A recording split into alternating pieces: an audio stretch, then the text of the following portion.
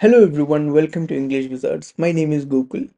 We had the UGC NET examination a few days ago, the 2023 December UGC NET examination. This is the third NET examination of this year. In this video, I'm going to tell you what did I feel about the examination. I wrote the examination. What did I feel about the examination? What did my students feel about the examination? And I'm going to give you an analysis of the question paper. Or what did I feel about the questions in the question paper?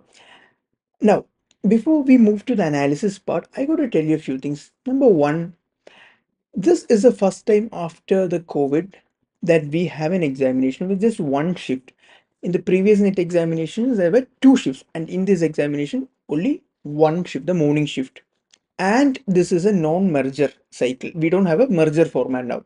Previous NET examinations, it was either postponed from the dates it was originally supposed to happen, or it was merging of two cycles, but this time it was like what we had before COVID.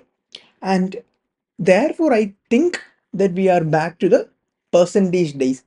In the previous, if you've written the previous examinations, you can only know your percentile, which is a completely different system.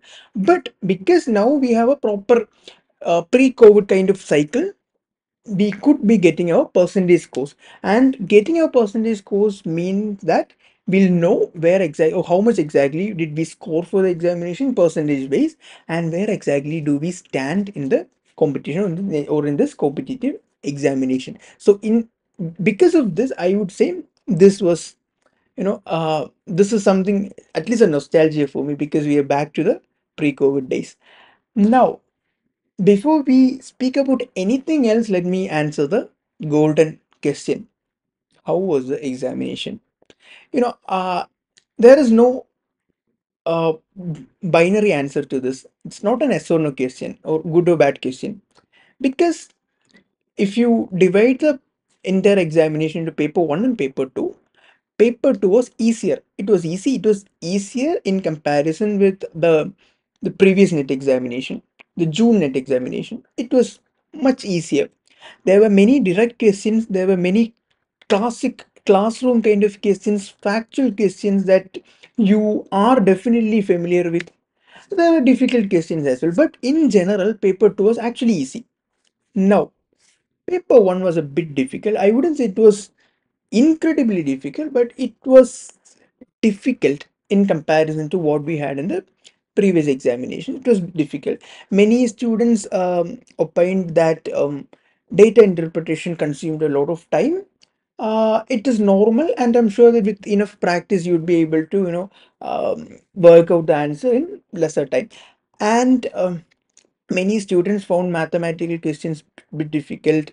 Um, but see, again, I'm sure that with practice, you will be able to perform better in paper one. But again, coming back to where we started, paper one was actually not that easy. It was a bit difficult. Paper two was easier. Now, that takes us to the second golden question.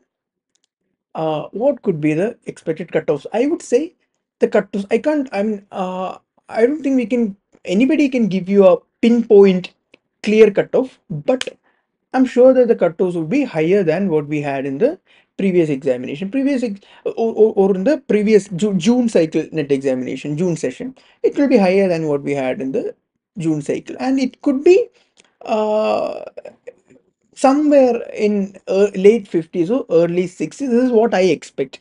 So that is it about the cutoffs. Now, which areas were the most prominent ones in this entire question paper, paper 2? Like I mentioned in all my net classes, all the sessions, again and again, British literature, literary theory, and Indian English literature, or Indian literature in general. British literature, cultural theory, and Indian literature. So these three areas were very prominent in this question paper. But the happy thing, or the happy part of the question paper, is that uh, many of the questions could be answered if you have spent some amount of time preparing for this examination, because most of them are the factual questions, direct questions, or you would even uh, even the MA students would find it easy because most of the questions were directly from the MA syllabi across the country. So it could be much easier for the MA students. I would This is second year MA students. Now, which were the see, I want to discuss with you some of the questions or some of the areas in British literature that I can recollect at least. There was a question on journals. uh, which among the following is not a literary journal? That question was actually easy to answer. Then there were many chronological questions, classic chronological questions. Many match the following questions. Now, speaking about chronological questions, arrange the following in chronological order.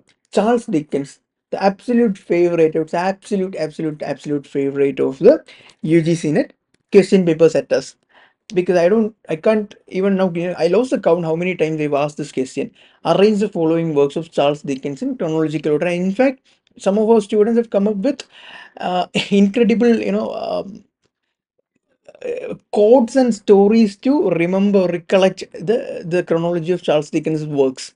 Now, coming back, this question, you would be able to answer this question if you've paid a little attention to Charles Dickens. But even if that is not the case, still you would be able to write the answer if you have known that Oliver Twist is one of the earliest works of Charles Dickens. The options are given in such a way that with this particular information you would be able to give the answer. Then there was a chronological arranged in chronological order question on early English literatures. Beowulf was there, then Motte author was there, then Canterbury Tales was there. That is also easy if you can place these works in their respective eras, which is why I always tell in the class that you should be able to place the works in their respective eras, which is very important. Then they match the following questions. I can remember one question, match the novels with their subtitles. That was also easy. Again, in case of match the following questions, if you can find at least one match, you would be able to automatically match the rest of the match options. Now, there was a question on E.M. Forster on his aspects of the novel. That was there. Jane Austen, Persuasion. Who among the following is not a character from Persuasion? That was there. Then a question, classic question on Wuthering Heights. That was there. Then many questions from romantic poets. Shelley was there and Keats was there. Then questions from questions from university wits was there. A question from William Blake was there. So these questions were actually easy if you could, if you paid some attention to these topics. And that takes us to the second most important, or as important as British literature, the literary theory, cultural theory, and literary criticism. There was a question on panopticon. This question on who coined the term panopticon. This was one of the initial questions in my question paper. So because I know the answer, that gave me an immense, push of confidence. So panopticon was there. Julia Kriste was, Cora was there. A question on new historicism and Dalit studies was there. Many questions on post-colonialism. I don't know why, but I found many questions on post-colonialism and Edward Said. That was there. That is one area that we stress during our classes. Now, a question on Sharan Kumar Limpale and Dalit literature was there.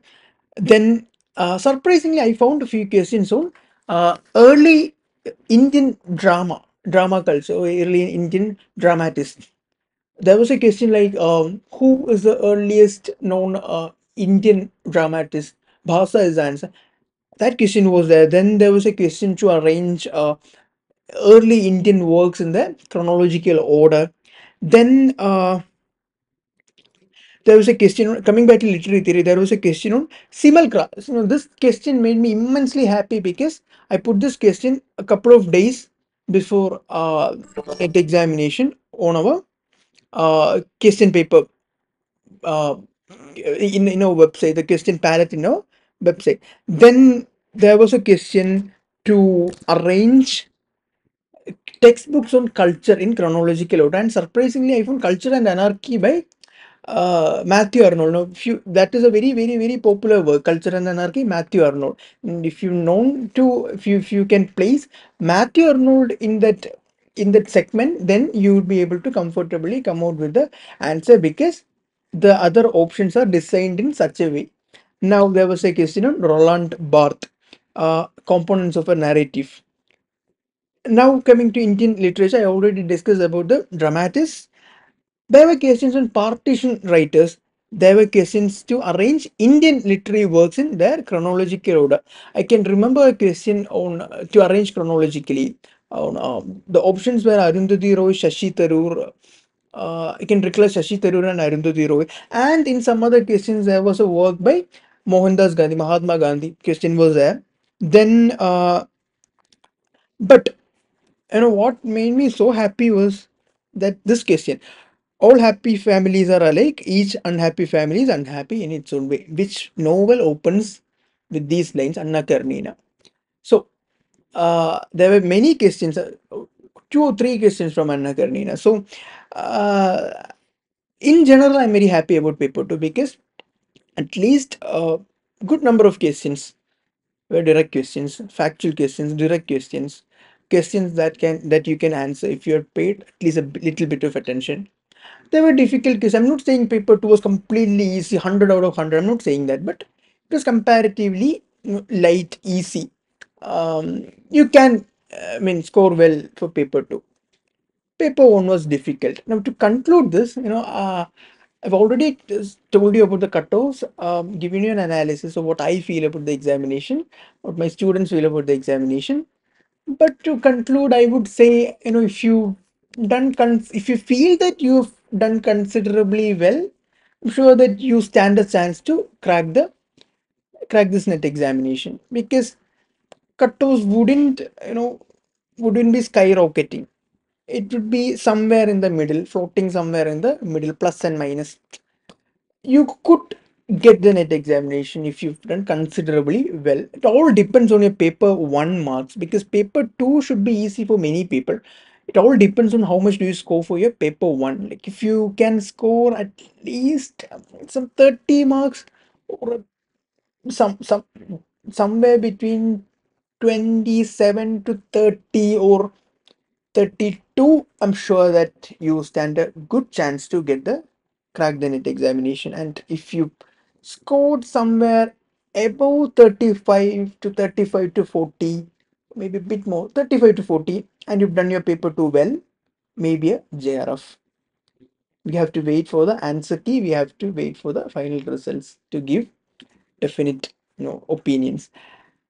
So let me know your comments. Let me know your what do you feel about the examination. Let me know how was the examination for you, and if you want me to discuss some particular aspect about this examination, do let me know in the comment box. And I'm sure I'll be back. I'll be back with a detailed review of this question paper once the question paper and answer key is out. Till then, stay tuned. Stay tuned to English Wizards. Bye bye.